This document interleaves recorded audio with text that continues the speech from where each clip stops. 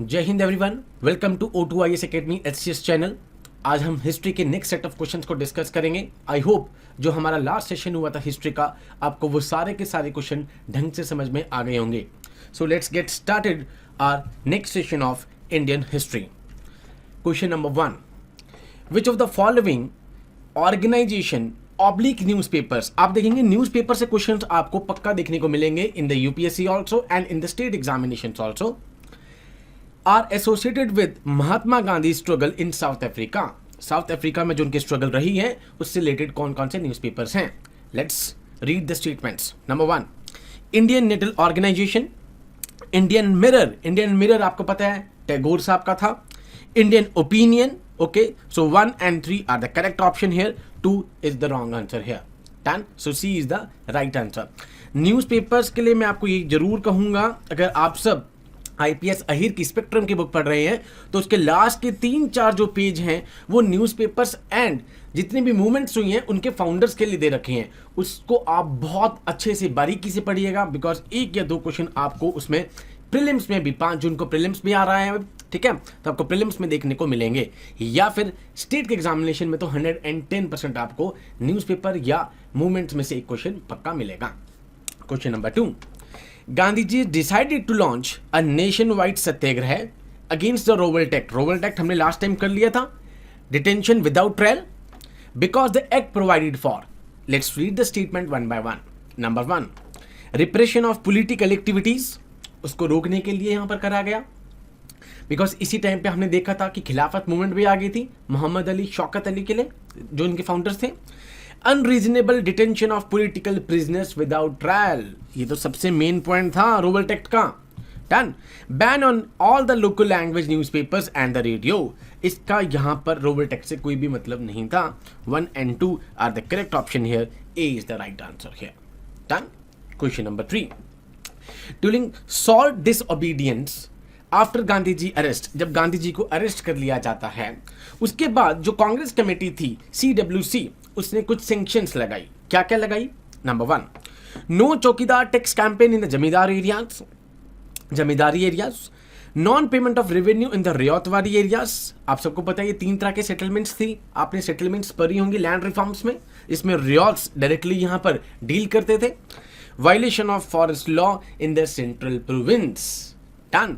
अब ये तीनों क्वेश्चन यहाँ पे पूछे हुए हैं स्टेटमेंट, ये तीनों के तीनों जो है सैंक्शंस लगाई थी after the Gandhi ji arrest. First, उन्होंने नो चौकीदार टैक्स कैंपेन कर दिया था। सेकंड, रेवेन्यूज की नॉन पेमेंट रियातवाड़ी एरियाज में। थर्ड, फॉरेस्ट लॉ का जो वायलेशंस था सेंट्रल प्रोविंसेस में। सो करेक्ट स्टेटमेंट पूछा है, all are correct statement here. ये CWC की सैंक्शंस थी, ये आपको पता होनी चाहिए, एंड ये सब आप एनसीईआरटी में पढ़ेंगे भी। ये क्वेश्चन डायरेक्ट एनसीईआरटी की स्टेटमेंट से लिया गया है। क्वेश्चन नंबर 4, बहुत फेमस क्वेश्चन है ये। गदर पार्टी, सबको पता होगा कि एक वीकली न्यूज़पेपर भी था, सैन फ्रांसिस्को जो इसका हेडक्वार्टर था, वहां से ये छपता था। एंड ये पूछा गया कि इसके मेन लीडर्स कौन थे। सभी ने एक लीडर पढ़ा होता है मैक्सिमम, लाला हरदयाल, बट इसके अलावा भी मेजर लीडर्स थे। नंबर 1 लाला हरदयाल, नंबर 2 करतार सिंह सराबा, सूर्य सैन, भाई परमानंद। डन। तो यहां पर 1, 2 and 4 Surya Sen was not associated with Ghadar party. यहां पर गदर पार्टी से खाली लाला हरदयाल, सराबा एंड परमानंद ही एसोसिएटेड थे। 1, 2, 4 are the correct answer here. Question number 5, Nehru committee. Nehru report आई थी 1928 में, ठीक है। इससे पहले साइमन कमीशन आया था हमारे पास, but Simon commission has no relation with the Nehru report. Number 1, Nehru report से क्वेश्चन पूछा है, it was submitted before the rejection of recommendation of Simon commission in all party conference that was held at Mumbai. Absolutely false, incorrect statement है, ठीक है। Before the rejection पूछा गया कि उससे पहले ही आ गई थी।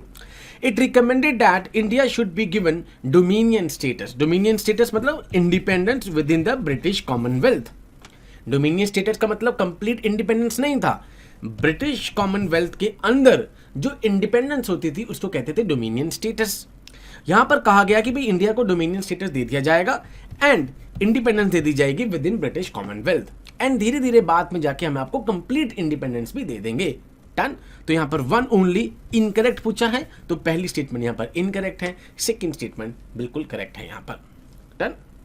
Question number 6, consider the following events during the freedom struggle.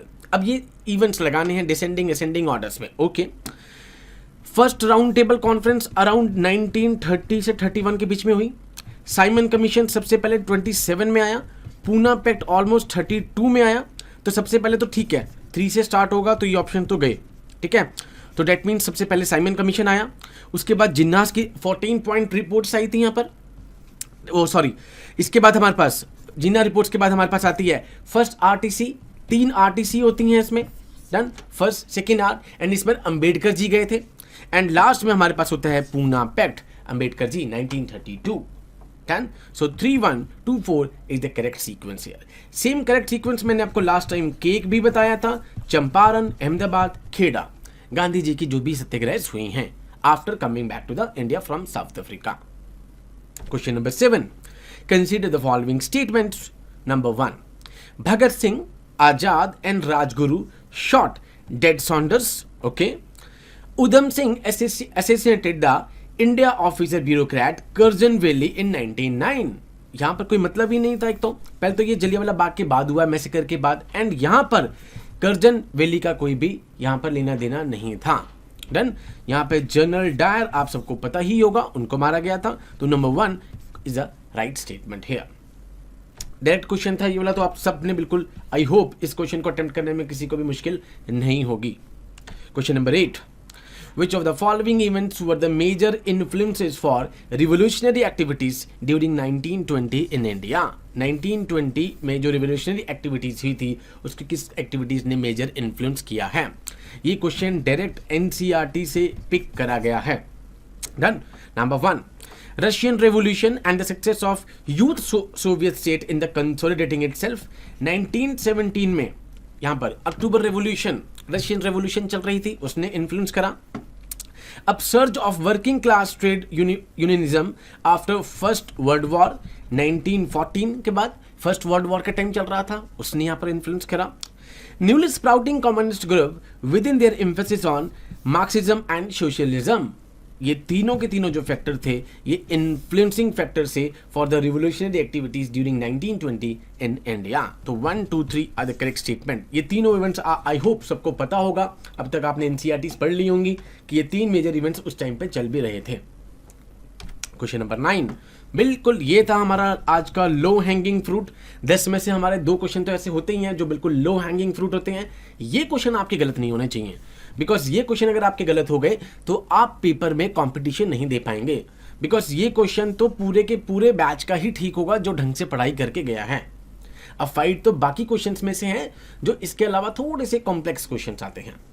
मिलिट conspiracy during British rule is related to train robbery case, Kakori case था, assassination of then viceroy of India lord Hardinge, government crackdown on the communists. तो communist जो crackdown था that was the correct statement regarding the Meerut conspiracy case. Done. Question number 10, again ये भी low hanging fruit था, और ये सबसे यहाँ पर लाला लाजपत राय जो फर्स्ट प्रेसिडेंट बने थे ऑल इंडिया ट्रेड यूनियन, यहाँ पर पूछा है कि ओल्डेस्ट ट्रेड यूनियन फेडरेशन बता दो कि कौन सी है इंडिया में। So AITUC around in 1920 it was founded, Lala Lajpat Rai was the first president. ये बिल्कुल डायरेक्ट क्वेश्चन था।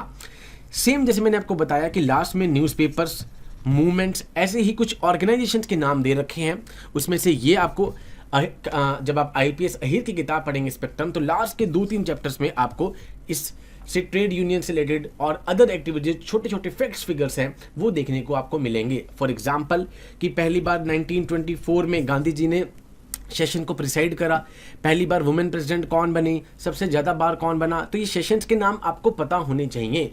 फॉर एग्जाम्पल हमने लास्ट टाइम किया था 1907 मॉडरेट और एक्सट्रीमिस्ट में, यहाँ पर स्प्लिट होता है। 1914 में ये दोनों दोबारा से मिल जाते हैं। Done. So on the same lines आपको सेशंस की नॉलेज होनी चाहिए, बिकॉज उसमें से आपको प्रीलिम्स में स्टेट के एग्जामिनेशन में क्वेश्चन देखने को मिल सकता है।